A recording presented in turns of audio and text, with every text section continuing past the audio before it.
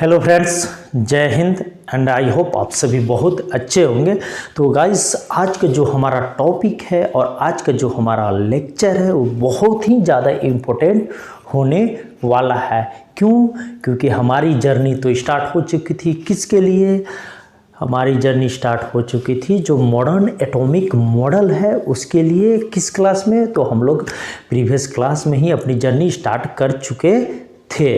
तो जो हमारा जो मॉडर्न एटॉमिक मॉडल्स है, जो आज के दिन में भी जो हम पढ़ते हैं, तो वो जो मॉडल जो प्रिपेयर हुआ, atomic model related to atomic structure, उस मॉडल में जो आज का जो लेक्चर है that is the Heisenberg's uncertainty principle, उसका बहुत ही ज़्यादा रोल है। आज का जो एटॉमिक जो मॉडर्न एटॉमिक मॉडल है जो है, तो उसमें बहुत ही ज़्यादा उसका इम्पोर्टेंस रहा, उसका रोल रहा। तो इसलिए ये टॉपिक हमारे लिए बहुत ही ज़्यादा इम्पोर्टेंट होने वाला है। अब गाइज, ये जो जितना भी जो एटॉमिक मॉडल्स हैं वो डे बाय डे इन अलग अलग एरा में इन अलग अलग साइंटिस्ट के द्वारा सिर्फ एक चीज़ को पे फोकस किया गया, और पूरा जो मॉडल्स है, जितने भी जो एटॉमिक मॉडल्स आते रहे एटॉमिक स्ट्रक्चर से रिलेटेड, वो कहीं ना कहीं कॉन्सेंट्रेट थे कहाँ कि हमें जो इलेक्ट्रॉन्स हैं उसका एग्जैक्ट लोकेशन फाइंड करना है इनसाइड द एटम। क्लियर है? तो इसी से रिलेटेड डिफरेंट थ्योरी आते रहे, और उसी के on the basis of that at last जो मॉडर्न एटॉमिक मॉडल है that is the quantum mechanical atomic model, जो कि स्क्रोडिंजर साहब द्वारा दिया गया। तो ये सारे थ्योरी को उन्होंने बेस बनाया है, और उसके बेसिस पे उन्होंने मॉडर्न जो आज के डेट में जो हम लोग मॉडर्न एटॉमिक मॉडल पढ़ते हैं, वो यही सब जो थ्योरी है, जैसे Heisenberg's uncertainty principle and de Broglie equation और डी ब्रोगली हाइपोथेसिस, से सारे कॉन्सेप्ट को यूज करते हुए आज का जो मॉडर्न एटॉमिक मॉडल है उसे प्रिपेयर किया गया। तो हम समझ सकते हैं कि मेजर जो हाइजेनबर्ग अनसर्टेनिटी जो प्रिंसिपल है वो कितना ज़्यादा हमारे लिए इम्पोर्टेंट है। तो लोग स्टार्ट करते हैं आज की क्लास में, that is the Heisenberg uncertainty principle. Okay, तो let's see what is the Heisenberg uncertainty principle. अब यहाँ पे देखो ये क्या बोलता है कि जो अगर कोई भी मूविंग जो ऑब्जेक्ट है, क्लियर है? पहले हम इसको समझते हैं कि अगर कोई भी मूविंग जो ऑब्जेक्ट है तो उसको एक साथ at a particular instant of time अगर आप उसका पोजीशन फाइंड करना चाहते हैं और साइमल्टेनियसली अगर आप उसका मोमेंटम फाइंड करना चाहते हैं, तो एक साथ ये पॉसिबल नहीं है। क्लियर है? अगर मैं यहाँ पे स्टैग्नेंट हूँ, मैं स्थिर हूँ, तो आप मेरा पोजीशन बता सकते हो, बट अगर मैं मूव कर रहा हूँ तो आई हैव सम वेलोसिटी, और मैं उस वेलोसिटी से मैं मूव कर रहा हूँ, तो आप एक पर्टिकुलर टाइम पे अगर मेरा वेलोसिटी और मेरा पोजीशन अगर फाइंड करना चाहते हैं, जैसे आप अगर ये कैलकुलेट करना चाहते हैं कि जैसे मैं मूव कर रहा हूँ, मैं आगे भी जा रहा हूँ, मैं पीछे भी जा रहा हूँ, तो आप अगर आप चाहते हैं कि आप मेरा एक पोजीशन को बताएं और मेरा उसके जो मैं जिस वेलोसिटी से मूव कर रहा हूँ, तो आप दोनों में से किसी एक को ही बता पाएंगे। क्लियर है? तो यही था जो हाइजेनबर्ग का जो अनसर्टेनिटी प्रिंसिपल था। तो अगर आप कैलकुलेट करते हैं कि आप सेम टाइम में और simultaneously at a particular time और एट अ इंस्टेंट टाइम अगर आप मेरा पोजीशन के बारे में भी बताते हैं और एट दैट पर्टिकुलर टाइम आप मेरा मोमेंटम और वेलोसिटी के बारे में भी बताते हैं, तो आप तो फाइंड करेंगे, बट वहाँ पे 100% गारंटी है कि एरर होगा, और that error is called uncertainty. तो यही था हाइजेनबर्ग्स अनसर्टेनिटी प्रिंसिपल। तो चलो देखते हैं इसको। क्लियर है? तो यहाँ पे क्या बोलते हैं हाइजेनबर्ग साहब, ये बोलते हैं कि it is not possible, it is not possible to depict or measure the exact position and momentum. Momentum is product of mass into velocity. Okay, तो momentum that is the velocity of a microscopic subatomic particle. Clear है। अभी microscopic है and another क्या होता है, another होता है macroscopic. Clear है। तो माइक्रोस्कोपिक क्या है, माइक्रोस्कोपिक पार्टिकल के बारे में बोला जा रहा है जिस पे अगर एक फोटोन का भी इफेक्ट हो, ठीक है ना, फोटोन इफेक्ट्स, ठीक है। तो और अगर आपको माइक्रोस्कोपिक समझना है कि जिसका जो साइज होता है, आप ऐसे समझ लो कि 10⁻⁻⁶ मीटर से छोटा होता है। और माइक्रोस्कोपिक जैसे हम माइक्रोस्कोपिक है, एक ये बोर्ड माइक्रोस्कोपिक है, तो ये सब जितने भी जो बड़े जो ऑब्जेक्ट है, जो लार्ज ऑब्जेक्ट है, वो माइक्रोस्कोपिक कैटेगरी में आते हैं। और जितने भी जो छोटे जो पार्टिकल्स हैं, either you can say electron, proton और अदर्स, तो ये सब कहाँ पे आते हैं, माइक्रोस्कोपिक पार्टिकल में। ओके, तो यहाँ पे जो बातें हो रही है वो किस पे बातें हो रही है, माइक्रोस्कोपिक सब एटॉमिक पार्टिकल के बारे में बातें हो रही है, जैसे कि electron, proton, like that. Okay, तो अब हम यहाँ पे देख सकते हैं, तो इन्होंने बोला लाइक इलेक्ट्रॉन साइमल्टेनियसली, मतलब एक साथ आप कैलकुलेट और मेजर और डिपिक्ट नहीं कर सकते। अगर आप ऐसा करते हैं, if we calculate position and momentum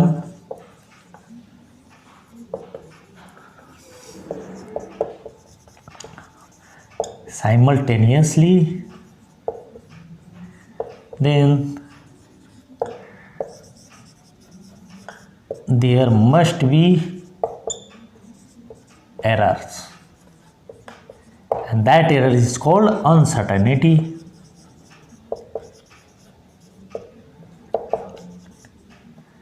clear है। तो इसी को बोला गया है, तो इसी को बोला गया हिजनबर्ग्स अनसर्टेनिटी प्रिंसिपल। तो जो हिजनबर्ग साहब थे, उन्होंने तो एग्जैक्ट जो लोकेशन था और एग्जैक्ट जो पोजीशन था और जो मोमेंटम था, उसको तो कैलकुलेशन तो नहीं बताया, बट अगर हम कैलकुलेट करते हैं, क्योंकि एटॉमिक स्ट्रक्चर जब हम पढ़ रहे हैं तो ये तो हमारी ज़रूरत है कि हमें भाई इलेक्ट्रॉन किस पोजीशन पे है, हमें तो कैलकुलेट करना पड़ेगा, और उससे रिलेटेड जो वेलोसिटी हमें कैलकुलेट करना पड़ेगा, बट ये पॉसिबल नहीं है और अभी तक नहीं है। क्लियर है। तो उन्होंने बताया कि अगर आप कैलकुलेट कर लेते हैं तो जो एरर्स आएंगे उसका मैं आपको मैथमेटिकली बता दूंगा को एरर्स कितना होगा। क्लियर है। तो यही जो कैलकुलेशन फॉर अनसर्टेनिटी है वो किनके द्वारा दिया गया, वो दिया गया हिजनबर्ग साहब के द्वारा। क्लियर है ना। तो अब चलो हम लोग देखते हैं कि उनका ये कैलकुलेशन क्या था, और इसमें हम न्यूमेरिकल्स भी करेंगे।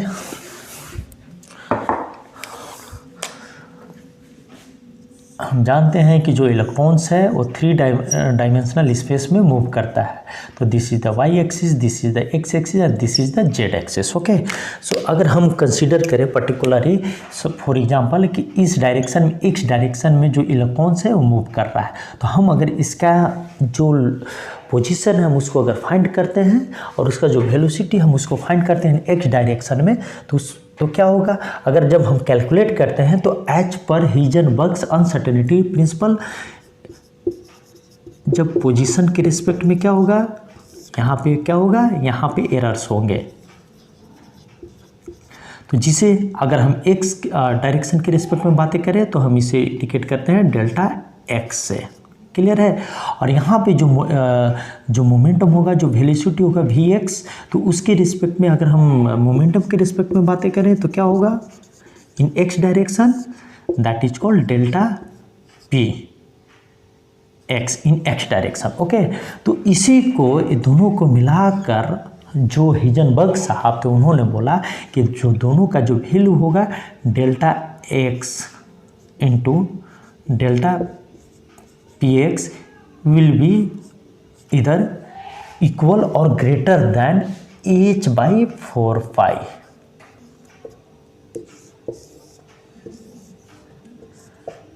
क्लियर है। तो जो हिजनबर्ग साहब थे उन्होंने बोला कि कि अगर आप कैलकुलेट करते हैं तो मैं आपको एक तरीका बताऊंगा। क्या तरीका बताऊंगा कि जो आपका एग्जैक्ट वैल्यू है या जो अनसर्टेनिटी है उसका कैलकुलेशन कैसे होगा, मैं वो आपको एक तरीका बताऊंगा। क्लियर है? तो तरीका उन्होंने क्या बोला कि product of errors in position and errors in momentum will be इधर इक्वल टू और greater than h/4 pi. Clear है? Where delta x is uncertainty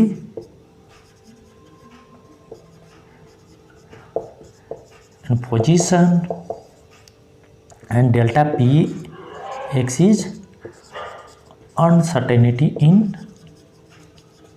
momentum. और हम लोग कॉमन लैंग्वेज में क्या बोल सकते हैं? एरर्स। ओके, तो चूंकि हम लोग एक्स डायरेक्शन के बारे में बातें करें, अगर इसी तरह हम वाई डायरेक्शन के बातें करेंगे तो क्या हो जाएगा? Delta Y into delta P Y will be इधर इक्वल टू 4 पाई। उसी प्रकार अगर डेल्टा जेड के बारे में बातें करें तो क्या होगा?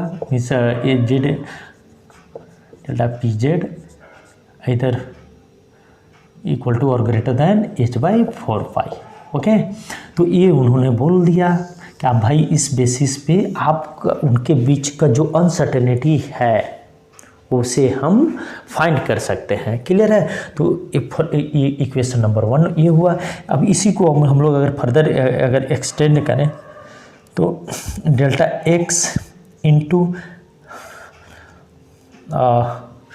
जो मोमेंटम होता है उसे हम इंडिकेट करते हैं किससे? p से। अब मोमेंटम इक्वल टू क्या होता है? p equal to mass into velocity. तो अब यहाँ पे देख लो, तो हम इस वैल्यू को यहाँ पे पुट कर दें तो डेल्टा मास इंटू वेलोसिटी, चूँकि x डायरेक्शन की बात करें तो vx। Okay, equal to h/4 pi. Okay, अब यहाँ पे देखो, तो अब यहाँ पे क्या है? एम इज द कांस्टेंट, तो delta ax into V X, sorry delta V X will be either equal to और ग्रेटर देन 4 पाई। ओके, तो यहाँ पे हम लिख सकते हैं delta x into delta V X equal to और greater than h/4 pi into M. तो इक्वेशन नंबर 2। तो आप ये equation number 1 and equation number 2, जब कभी भी अगर अनसर्टेनिटी इन मोमेंटम दिया हुआ है तो then you can directly put in this equation. अगर अनसर्टेनिटी इन वेलोसिटी दिया हुआ है तो we can put in this equation. तो ये दोनों इक्वेशन के बेसिस पे बहुत सारे क्वेश्चन जो हैं कॉम्पिटिटिव एग्जामिनेशन में पूछे जाते हैं। हम लेटर ऑन हम लोग क्वेश्चन भी देखेंगे इस पे बेस्ड। ओके, तो ये था, तो यही था हिजनबर्ग्स अनसर्टेनिटी प्रिंसिपल। क्लियर है?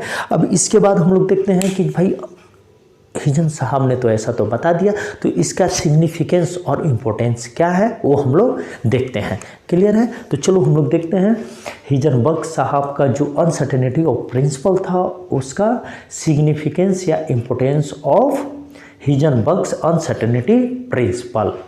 तो चलो हम लोग देखते हैं सिग्निफिकेंस या importance of Heisenberg's uncertainty principle. Okay, तो लेट्स सी, पहला क्या था कि by measuring the errors or uncertainty it can be predicted trajectory or path of moving objects। Clear है? मतलब हम एग्जैक्ट, तो अगर हम एरर भी मेजर कर लेते हैं तो हम एक प्रेडिक्ट कर सकते हैं उस पर्टिकुलर डाटा के बेसिस पे। और ये डाटा का बेसिस कैसे निकला? बहुत वेरियस एक्सपेरिमेंट हुआ और उस वेरियस एक्सपेरिमेंट के बेसिस पे ये प्रेडिक्शन किया गया है कि अगर इस तरह का वैल्यू आएगा तो जो अनुमानत या जो प्रोबेबिलिटी ऑफ जो इलेक्ट्रॉन्स है तो उसका जो प्रोबेबल जो पाथ होगा, जो ट्रेजेक्ट्री होगा, उसका पता लगाया जा सकता है, बट नॉट एग्जैक्टली। क्लियर है? ये जस्ट एक प्रोबेबिलिटी है। क्लियर है? और देन सेकेंड, अभी हम लोगों ने क्या देखा था इक्वेशन नंबर 2 में कि delta x into delta P X is equal to और ग्रेटर देन h/4 φ। अब यहाँ पे h क्या है, h is the Planck's constant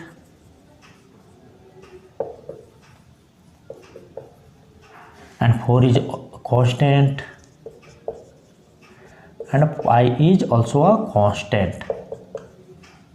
तो अगर मैं इसको एक कांस्टेंट मान लूँ तो इट मीन इसका मतलब क्या हुआ कि 4x इज इक्वल टू और greater then constant by delta px।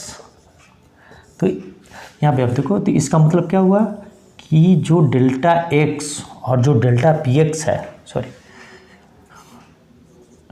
Means जो अनसर्टेनिटी इन पोजीशन और अनसर्टेनिटी इन जो मोमेंटम है वो क्या है, एक दूसरे से रेसिप्रोकल है।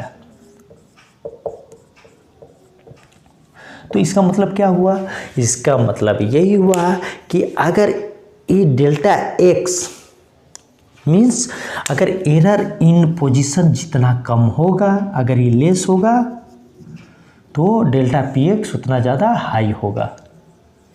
मीन्स व्हाट कि अगर किसी भी तरह अगर हम पोजीशन को बहुत एक्यूरेटली मेजर करते हैं तो आप इतना 100% श्योर मानिए कि जो उसका जो मोमेंटम में जो अनसर्टेनिटी है उसमें जो अनसर्टेनिटी का जो वैल्यू होगा वो बहुत बड़ा होगा। और उसी प्रकार अगर हम डेल्टा px को अगर हम बहुत एक्यूरेटली मेजर करते हैं तो इसका मतलब क्या हुआ कि जो डेल्टा x है जो उसका पोजीशन है जो उसमें जो अनसर्टेनिटी है वो ज़्यादा हाई होगा। क्लियर है, मीन्स एक दूसरे के दोनों रेसिप्रोकल हैं। तो चलो उसी को देखते हैं क्या है। तो यहाँ पे क्या बोला गया कि the constancy means C of products of uncertainty means 2 are inversely proportional, okay, 2 are inversely proportional if the one is known with more accuracy, जो मैंने आपको बताया, then more uncertainty in others, जो मैंने आपको अभी समझाया है। क्लियर है। And third point is the Heisenberg uncertainty principal is not significant in daily life. क्यों नहीं है, क्योंकि डेली लाइफ में हम कैसे ऑब्जेक्ट कैसे पार्टिकल के से इनकाउंटर होते हैं, बहुत बड़े पार्टिकल से इनकाउंटर होता है, माइक्रोस्कोपिक पार्टिकल से हम लोग इनकाउंटर होते हैं, हम लोग उसका डेली यूजेज करते हैं। तो ऐसे जो माइक्रोस्कोपिक जो पार्टिकल होते हैं जिस पे अगर एक फोटोन आता है तो उसका कोई इफेक्ट नहीं पड़ता है, जबकि जो हाइजेनबर्ग अनसर्टेनिटी ऑफ प्रिंसिपल है वो किसके लिए वैलिड है, वो वैलिड है माइक्रोस्कोपिक पार्टिकल के लिए, सब एटॉमिक पार्टिकल के लिए, जैसे कि electron, proton, neutron, like that. Okay, तो ये रहा सिग्निफिकेंट। अब इसी से आप समझ सकते हैं कि इसका कितना ज़्यादा इम्पोर्टेंस रहा कि एटलीस्ट आज तो हमारे पास कोई एक ऐसा थ्योरी है जो कुछ न कुछ तो बता रहा है इलेक्ट्रॉन के पोजीशन के बारे में। भला ही वहाँ पे थोड़ी एरर्स है, थोड़ी अनसर्टेनिटी है, बट अब तो कुछ न कुछ एक ऐसा हमारे पास थ्योरी है जिससे हम मीन्स जो प्रोबेबल जो ट्रैजेक्टरी है एटम के अंदर एक इलेक्ट्रॉन का उसका हम पता लगा सकते हैं। इसलिए जो हाइजेनबर्ग्स मेजरमेंट हाइजेनबर्ग्स जो अनसर्टेनिटी प्रिंसिपल है वो बहुत ही ज़्यादा इम्पोर्टेंट है किसके लिए, मॉडर्न एटॉमिक मॉडल के लिए। क्लियर है ना। तो हम लोगों ने तो यहाँ देख लिया कि भाई जो हाइजेनबर्ग अनसर्टेनिटी प्रिंसिपल क्या है और उसका इम्पोर्टेंस और सिग्निफिकेंस क्या है। तो now we will go for the numerical part.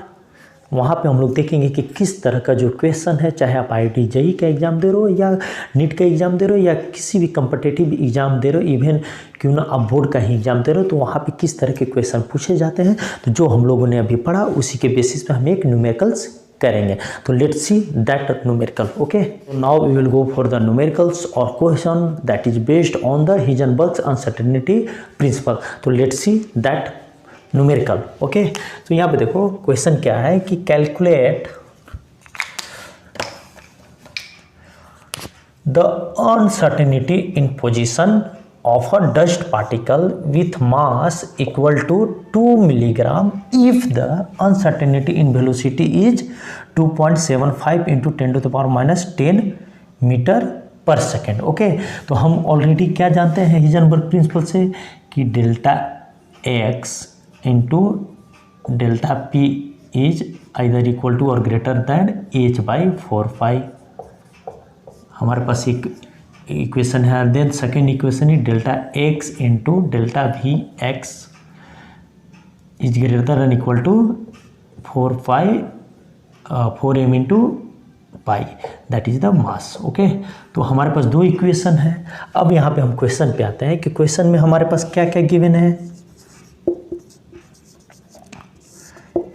यहाँ पे क्या बोल रहा है, of a dust particle with mass equal to, means particle का मास दिया हुआ है, तो मास ऑफ पार्टिकल इज कितना दिया हुआ है 2 मिलीग्राम। तो जब कभी भी मैं ऐसे क्वेश्चन करते हैं तो सारे यूनिट को हम कहाँ पर लेकर आते हैं, सारे यूनिट को लेकर आते हैं हम SI यूनिट में। ओके, तो 2 milligram equal to 2 into 10⁻³ gram and 1 gram equal to 10⁻³ into 10⁻³ kilogram, then 2 into 10⁻6 kilogram. Okay, अब यहाँ पे है, अब हमारे पास क्या गिवन हुए, uncertainty in velocity, means we have delta V. तो डेल्टा वी कितना दिया हुआ है 2.75 इंटू 10⁻10 मीटर पर सेकेंड। क्लियर है। तो चलो अब यहाँ पे देखो कि हमारे पास मोमेंटम में अनसर्टेनिटी नहीं दिया हुआ है, हमारे पास किस में अनसर्टेनिटी दिया हुआ है, हमारे पास वेलोसिटी में अनसर्टेनिटी दिया हुआ है। तो हम कौन सा इक्वेशन यूज करेंगे, हम इक्वेशन नंबर 2 यूज करेंगे। क्लियर है। तो चलो हम यहाँ से कैलकुलेट, और हमें कैलकुलेट क्या करना है, यहाँ पे डेल्टा एक्स कैलकुलेट करना है जो आपका क्वेश्चन में पूछ रहा है। तो अब हम इसको सॉल्व करते हैं। तो अब चलो हम तो अब यहाँ पे डेल्टा एक्स इक्वल टू क्या हो गया, H by 4m pi into delta भी। ओके, तो अब यहाँ पे देखो, अब इसी को आई थिंक थोड़ा जगह कम हो रहा है तो मैं इसको यहाँ पे लिख दे रहा हूँ 2 इंटू 10⁻6 किलोग्राम। अब यहाँ पे देखो तो एच क्या है, H is the plank constant, इसका वैल्यू कितना होता है 6.626 इंटू 10⁻34 जूल सेकेंड। क्लियर है। एंड देन अब यहाँ एच का वैल्यू आपने पुट कर दिया, आप यहाँ पे पुट करो 4, यहाँ पे पुट करो मास का वैल्यू कितना है, तो then 2 into 10⁻6 kilogram. And then आपके पास क्या गिवन है, आपके पास जो डेल्टा वी का वैल्यू कितना गिवन है 2.75 into 2.75 into 10⁻10 metre second inverse, यही है। And then you will put the value of pi, pi is equal to 3.14। Clear है। अब यहाँ पे आप देखो कि तो यहाँ जो जे जूल है, तो जूल को अब चूँकि यहाँ पे तो किलोग्राम में है, यहाँ पे सेकेंड में है, यहाँ पे मास में है, तो जो जूल का जो वैल्यू होता है वो होता है kilogram metre square second square. अगर आप इसको जूल को कन्वर्ट करके देखोगे तो आपको ये वैल्यू मिलेगा। तो अब यहाँ पे अगर ये सारे कैलकुलेशन आप ये जूल को इसमें कन्वर्ट कर दिए तो जब आप डेल्टा एक्स के वैल्यू जब आप कैलकुलेट करोगे तो कितना आएगा 9.59 इंटू 10⁻10 मीटर। जो पोजीशन में जो अनसर्टेनिटी है, जो क्वेश्चन में हमसे जो पूछ रहा था वो कितना आएगा, ये वैल्यू आएगा। आप कैलकुलेट करना, मैं पहले भी कैलकुलेट किया हूँ तो इसलिए हमें ये फिगर याद है, तो आप कैलकुलेट करके देख रहे हैं ऑलमोस्ट ये ही वैल्यू आएंगे। क्लियर है। तो इस तरह से जो न्यूमेरिकल्स हैं या जो क्वेश्चंस हैं जो कॉम्पिटिटिव एग्जामिनेशन में हैं वो पूछे जाते हैं। तो आई थिंक ये जो टॉपिक था हाइजेनबर्ग्स अनसर्टेनिटी प्रिंसिपल, जो पहले ही नेम सुनते ही हम डर जाते थे, तो आई थिंक आज के बाद से आपको डरने की ज़रूरत नहीं है। और आज का लेक्चर से आपको बहुत अच्छे से जो कॉन्सेप्ट थे वो क्लियर हुए होंगे। और अगर आपका किसी भी तरह का कोई क्वेरीज है, कोई क्वेश्चन है, तो आप प्लीज़ आप उसे कमेंट बॉक्स में आप अपना क्वेरी छोड़ सकते हैं, मैं वहाँ पे आपके सारे क्वेश्चन का जवाब दूंगा। तो चलो आप लोग बहुत अच्छे से पढ़ाई करो। All the best. जय हिंद, जय भारत।